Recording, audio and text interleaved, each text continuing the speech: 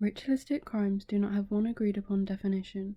However, Perlmutter defines ritual crimes as involving a wide variety of both sacred and secular violent acts perpetrated by groups and individuals, which are often associated with people who practice occult ideologies such as Satanism, or with serial killers who murder their victims in a ritualistic way. A 1989 California law enforcement study of occult crime defines ritualistic crime as any act of violence characterized by a series of repeated physical, sexual, and/or psychological actions combined with a systematic use of symbols and ceremonies, and the need to repeat such acts can be cultural, sexual, economic, psychological, and/or spiritual. This video will focus on ritual spiritual abuse directed towards children. Religion is a big part of society, and according to Durkheim, is a way of bringing people together and creating a sense of social solidarity, which is often seen as a positive part of life. However, parts of some religious beliefs are seen to be transgressive, such as rituals and exorcisms. Accusations of child witchcraft and demonic possession is a growing problem in the UK. In 2013, a total of 24 cases of religious or ritualistic child abuse were passed to the police force. From 2004 to 2014, a total of 148 cases were referred to the Met. Kindoki is thought to be a kind of witchcraft or possession by evil spirits that is a common belief in the west of Africa. The beliefs in witchcraft and spirit possession are spread across the whole world, and these beliefs are common within both Christianity and Islam, and victims have been identified from both. Research shows children are singled out for the accusations of being a witch or being possessed because of difference, which can include being a twin, albino, having mental health problems, epilepsy, bedwetting, sleepwalking, being rebellious, or being gifted. This preacher had previously denounced a child at Cram as being a witch. Children are particularly targeted because people believe that once possessed, they can cast spells and contaminate others, and once accused, a child is forever stigmatized and feared. 1 minute the child is loved, and someone in the community can blame the child for a misfortune and say the child is a witch possessed by evil spirits, and the violence towards the child can escalate quite quickly. They are no longer seen as a child, but as someone that can inflict harm on others. The parent will no longer see the child as theirs anymore, but as an evil spirit that needs to be released. There are a number of ways the adult or believer will try to rid the child of the demon. These include acts such as trying to burn it out, cut it out, starving the child, and beating. The punishment is observed to be imposed on the spirit and not on the child. They believe that when they starve the child, they are actually starving the spirit. This is the same for other methods of attempting to rid the child of the evil spirit. Deliverances or exorcisms can often involve physical violence, where a child is starved or put in a cage so that they can't pass the spirit on to other children. Many churches claim to not perform exorcisms or deliverance services. Universal Church of the Kingdom of God, or UCKG for short, is an evangelical church which originated in Brazil in the 1970s. The church focuses heavily on healing and exorcism. Because wherever there is an evil spirit, this spirit will not be able to stay. Therefore, if there was a curse sent against this person, if there is a generational curse against this person, if there has been a witchcraft sent against this person, a spell. It has gathered a large following since setting up in Britain, with its main church in the Rainbow Theatre in North London, which leads us to the case of Victoria Climbié, where the pastor of this church is said to have played a part in her death. The case of Victoria Climbié is an example of spiritual ritual child abuse. Victoria Climbié was born in Abobo, near Abidjan on the Ivory Coast, on the 2nd of November 1991.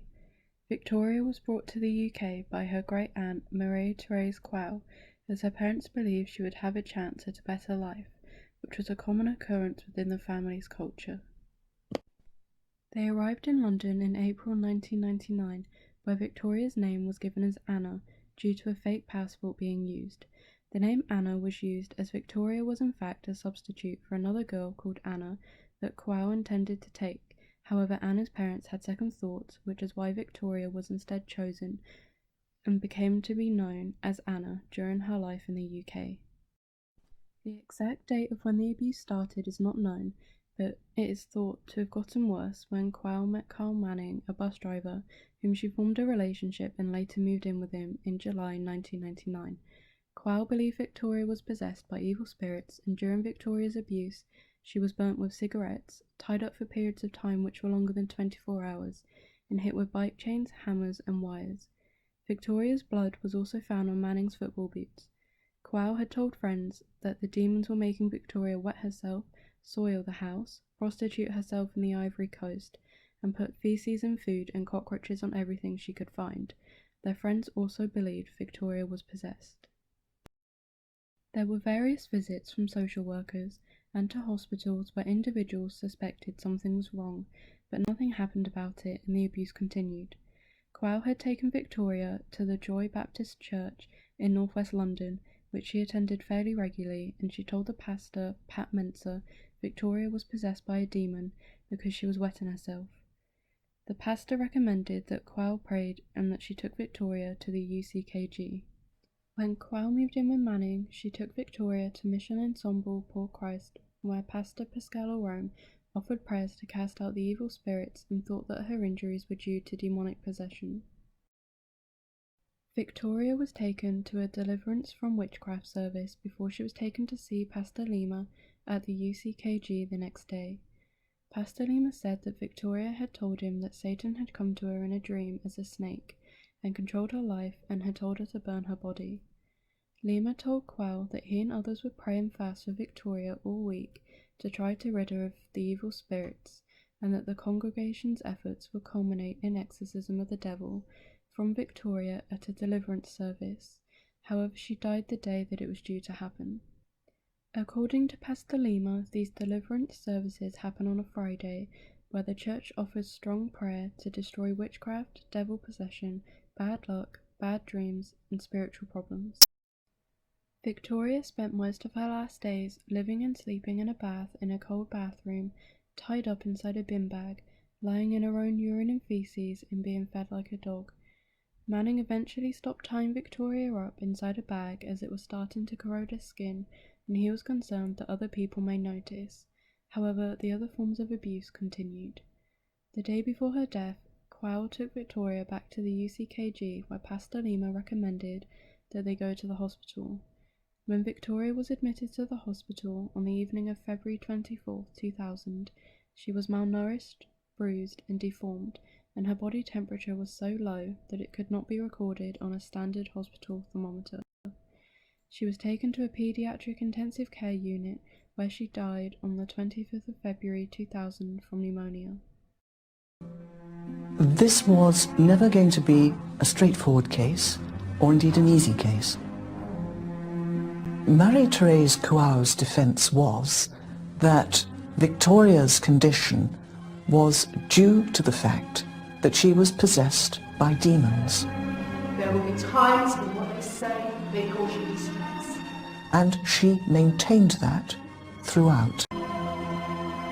Whilst Manning at least accepted some responsibility, Quao, on the other hand, showed no remorse whatsoever.